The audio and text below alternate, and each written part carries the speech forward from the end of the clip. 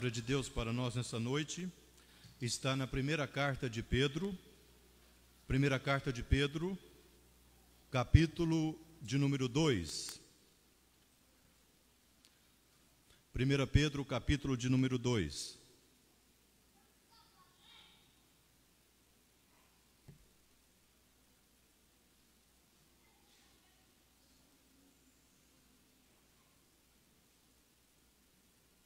Primeira Pedro 2, a partir do verso 1 ao verso de número 10, eu farei a leitura, os irmãos podem acompanhar. Ouçamos com fé a palavra do Senhor. Despojando-vos, portanto, de toda maldade, dolo, de hipocrisias e invejas, e de toda sorte de maledicências, desejai ardentemente, como crianças recém-nascidas, o genuíno leite espiritual, para que por ele vos seja dado crescimento para a salvação, se é que já tendes a experiência de que o Senhor é bondoso. Chegando-vos para ele, a pedra que vive, rejeitada sim pelos homens, mas para com Deus eleita e preciosa. Também vós mesmos, como pedras que vivem, sois edificados casa espiritual, para serdes sacerdócio santo, a fim de oferecerdes sacrifícios espirituais agradáveis a Deus, por intermédio de Jesus Cristo. Pois isso está na Escritura: eis que ponho em Sião uma pedra angular, eleita e preciosa, e quem nela crer não será de modo algum envergonhado. Pois para vós outros, portanto, os que credes é a preciosidade, mas para os descrentes, a pedra que os construtores rejeitaram, essa veio a ser a principal pedra angular, e pedra de tropeço e rocha de ofensa. São esses que tropeçam na palavra, sendo desobedientes para o que também foram postos. Vós, porém, sois raça eleita, sacerdócio real, nação santa, povo de propriedade exclusiva de Deus, a fim de proclamardes as virtudes daquele que vos chamou das trevas para a sua maravilhosa luz. Vós sim, que antes não erais povo, mas agora sois povo de Deus, que não tinhais alcançado misericórdia, mas agora alcançastes misericórdia. Que Deus nos abençoe na compreensão da sua palavra, meus amados e queridos irmãos. Vamos orar pedindo mais uma vez a orientação do Senhor. Eu quero convidar para essa oração nosso irmão Rogério. Oremos, irmão.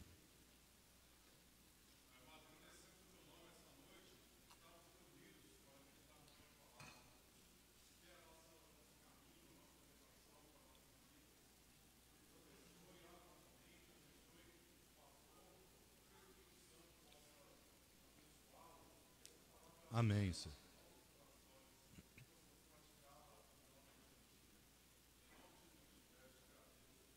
Amém. Quem sou? Para que existo? Quem sou e para que existo? Sabemos, irmãos, que estas duas perguntas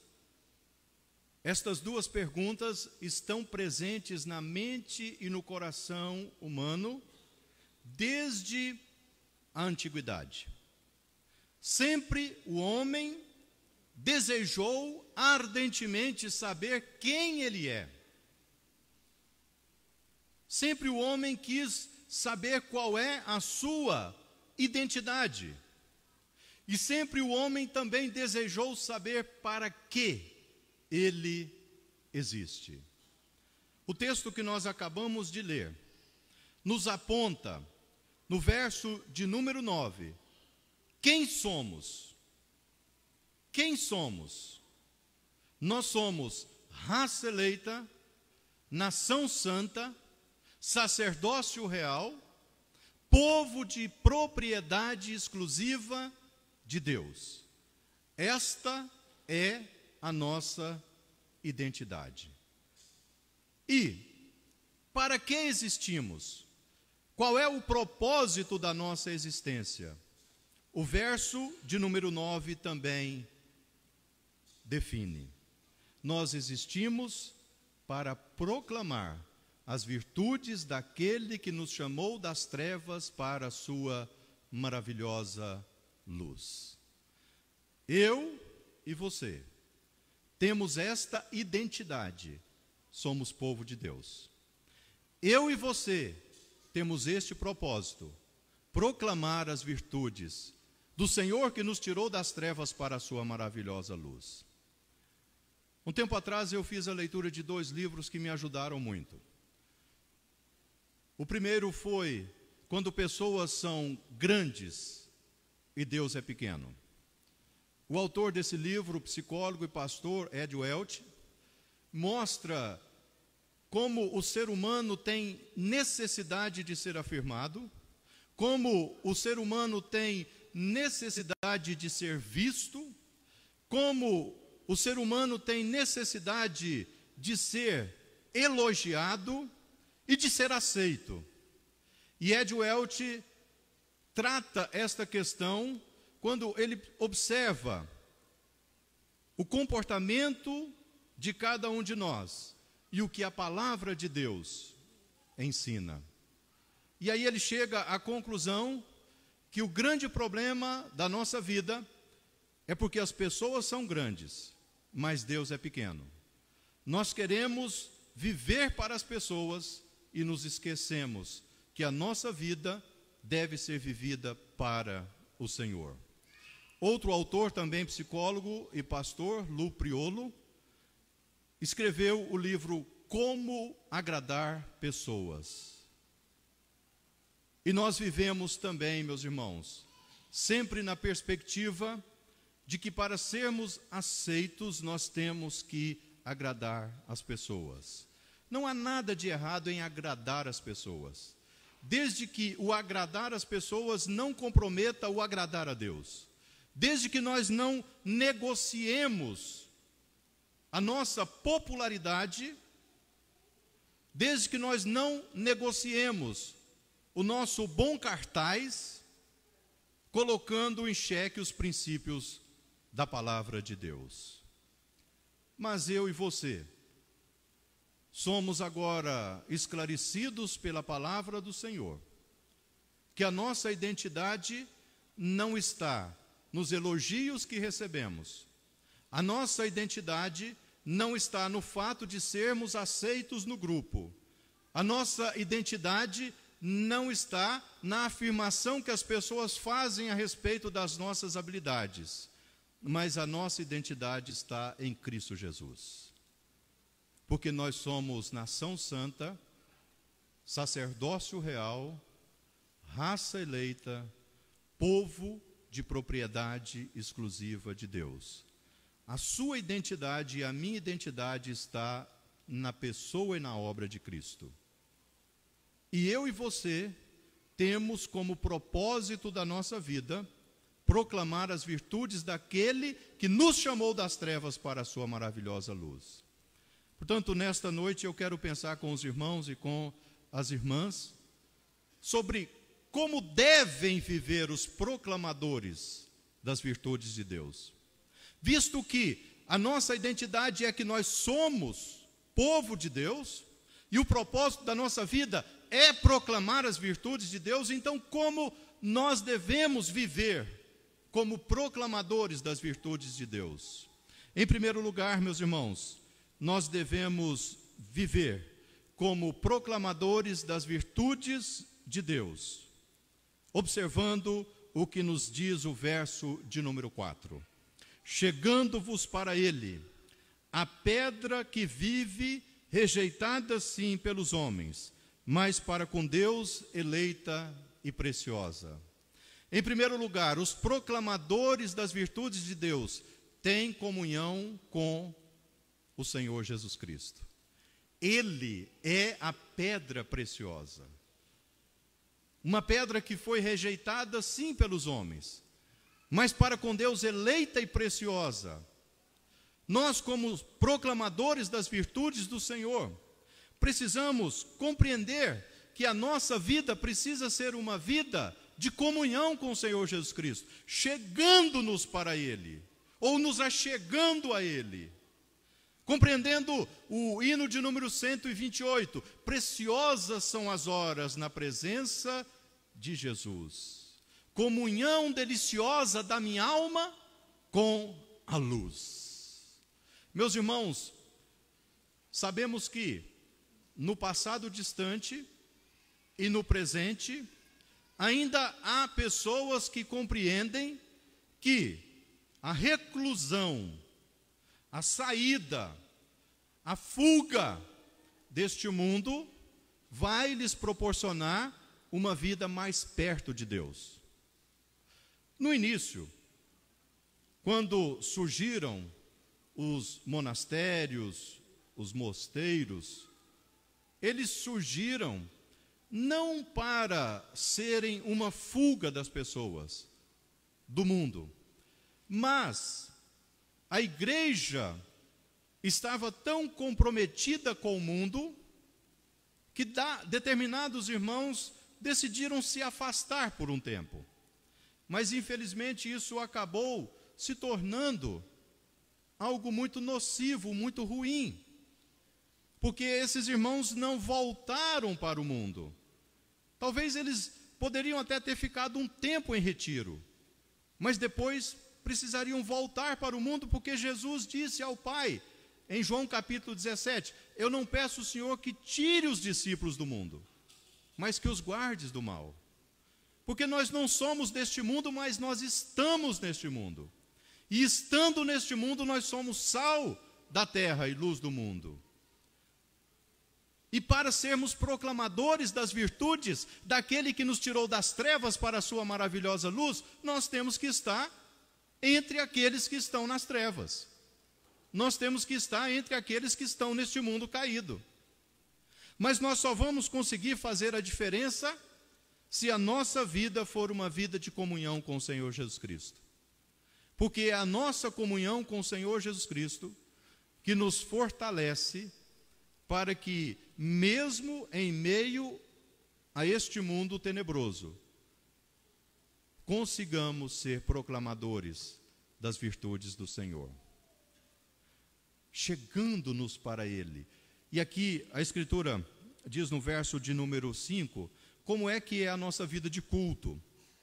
Como é que nós oferecemos o culto no Novo Testamento? O que é a essência da nossa vida no culto do Novo Testamento? Também vós, como pedras que vivem, sois edificados casa espiritual, para serdes sacerdócio santo, a fim de oferecerdes sacrifícios espirituais agradáveis a Deus por intermédio de Jesus. Nós somos pedras vivas. A ideia é que Cristo Jesus é o fundamento, a pedra angular, a pedra principal. E nós somos pedrinhas que são colocadas sobre este fundamento para que seja construída a igreja, o edifício para a habitação de Deus no Espírito, conforme Paulo diz em Efésios capítulo 2, verso 20. E assim, como pedras vivas, nós agora somos sacerdócio santo, porque nós somos aqueles que Deus chamou para os seus adoradores, e os adoradores que devem adorá-lo em espírito e em verdade. Nós somos casa espiritual. A igreja é a casa espiritual. A casa espiritual que proclama as virtudes daquele que a chamou das trevas para a sua maravilhosa luz. Portanto, em primeiro lugar, como proclamadores, nós devemos viver em comunhão com Jesus, chegando-nos para Ele. Ele é a pedra angular. Ele é o fundamento da igreja. Em segundo lugar, nós vamos observar o verso de número 2. Desejai ardentemente, como crianças recém-nascidas, o genuíno leite espiritual, para que por ele vos seja dado crescimento para a salvação. Os proclamadores das virtudes de Deus precisam desejar crescimento na palavra. E desejar o crescimento na palavra, como as crianças que ainda necessitam da amamentação, seja materna, ou seja, na própria mamadeira.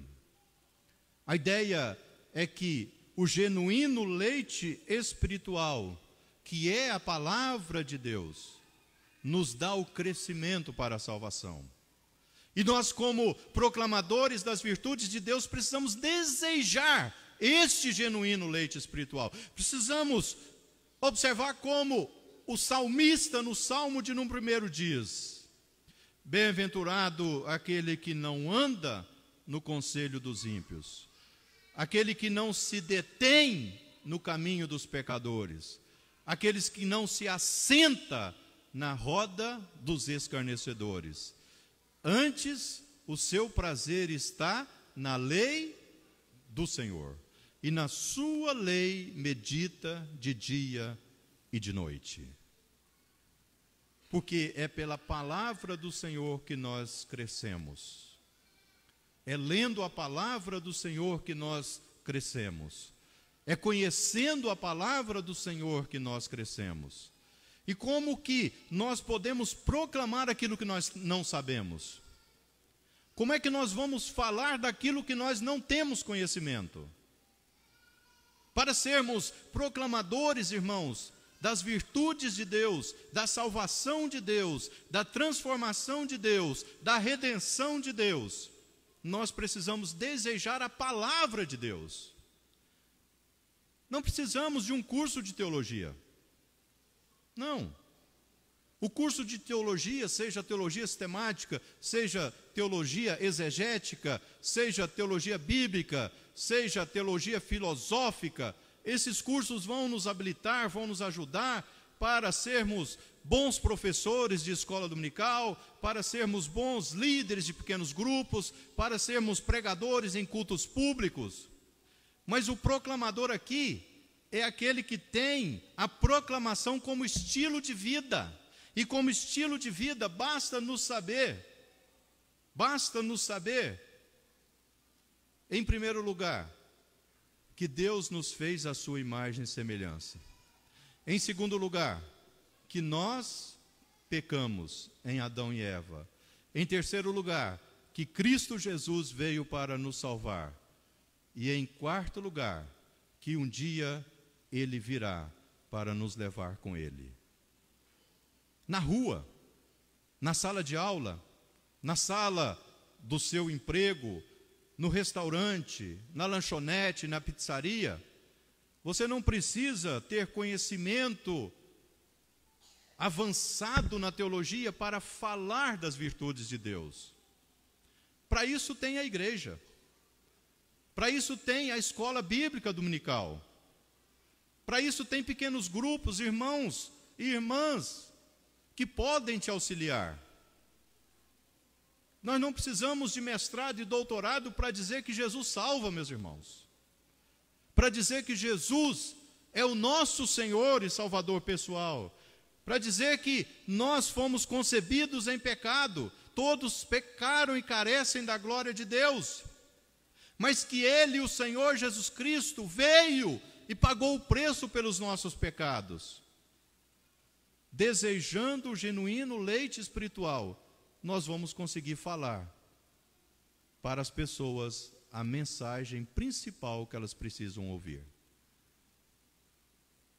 E é curioso como que Jesus coloca isso de forma tão sábia, quando ele fala para os discípulos, em Mateus capítulo 28, prestem atenção, ele diz: ide, portanto, fazei discípulos de todas as nações. E os estudiosos do grego do Novo Testamento entendem que o ide está no gerúndio, que é indo. Indo por todo o mundo, fazei discípulos de todas as nações. Aí ele diz: ensinando-os a guardar todas as coisas que vos tenho ordenado. O ensino vem depois do evangelho chegar no coração da pessoa. Porque senão você fica apenas debatendo assuntos teológicos com alguém que não compreendeu o novo nascimento. com alguém que não compreendeu a necessidade de nascer de novo. E Jesus não fez isso definitivamente.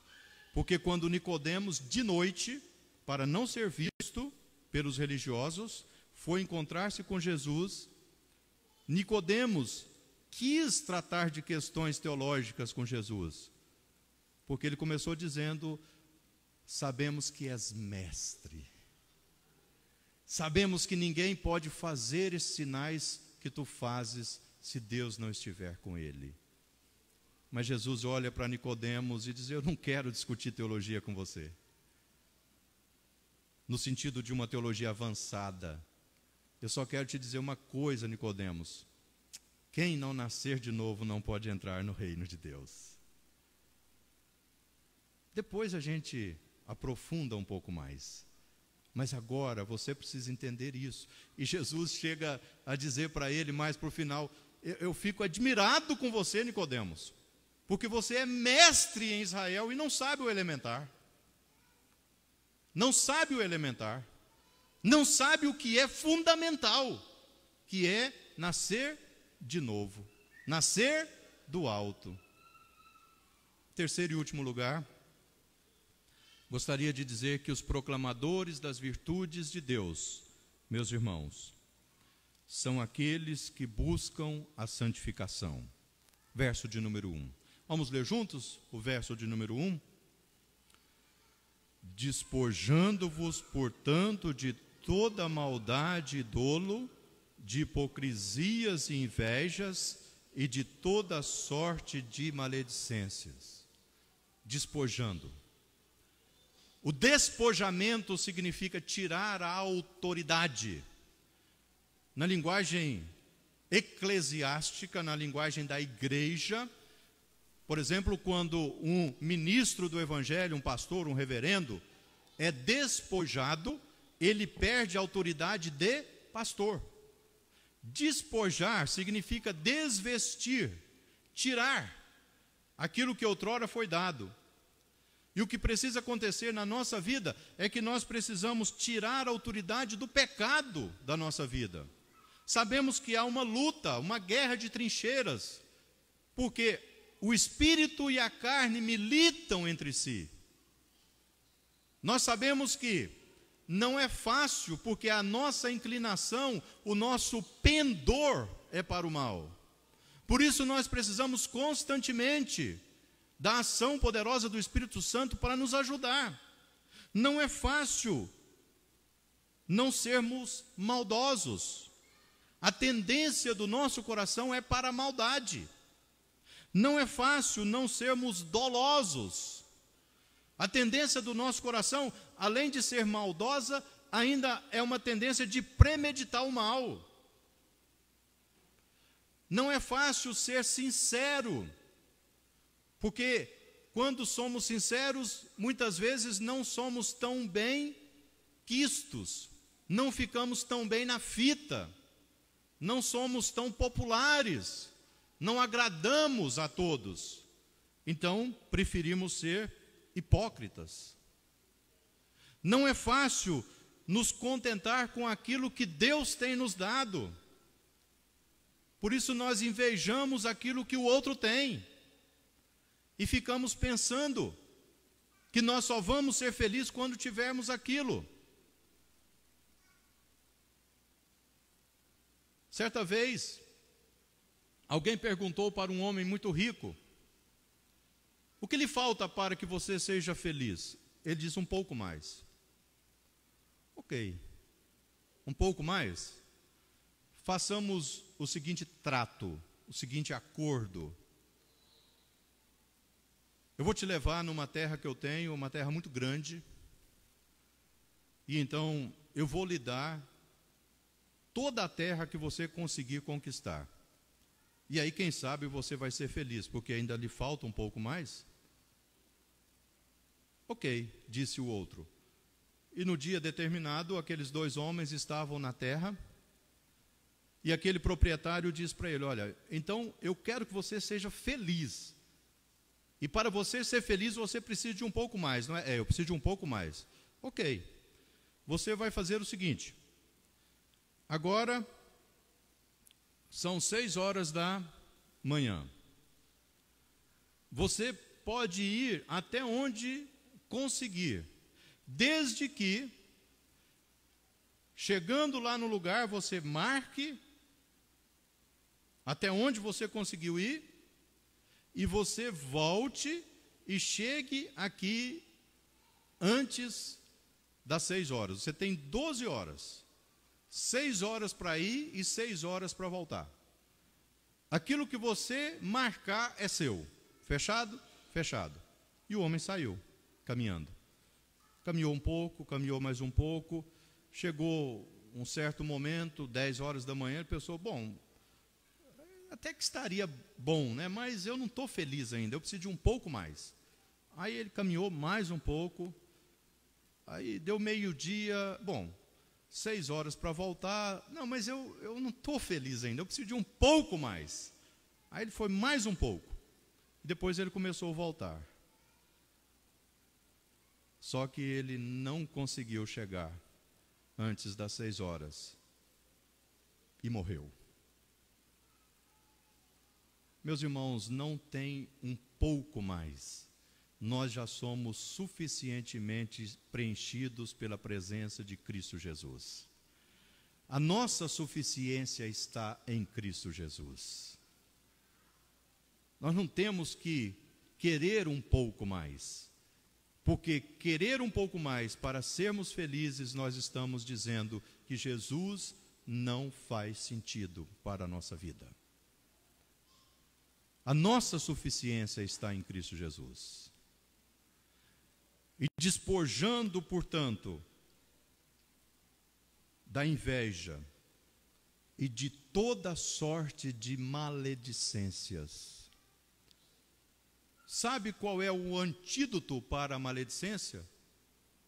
O segredo para que não haja mais maledicência na nossa vida e na vida da igreja? Vou contar para vocês. Mateus 18. Se teu irmão pecar contra ti, vai conversar com ele. Se ele te ouviu, está resolvido. Se ele não te ouviu, leva mais alguém. E se ele não ouvir mais alguém, então leva para a igreja. É o antídoto. Por que existe maledicência? Porque nós não temos a coragem de tratar com a pessoa. Nós não temos a coragem de falar com a pessoa. Nós pensamos que se falar para o outro, não vai resolver, meus irmãos. Porque a ofensa foi colocada no nosso coração e não no do outro. O pecado foi contra nós e não contra o outro. Então o problema é nosso e não do outro. É o antídoto contra a maledicência. Tenha coragem de confrontar o seu irmão ou a sua irmã quando ele te ofender. Em amor, falando a verdade em amor.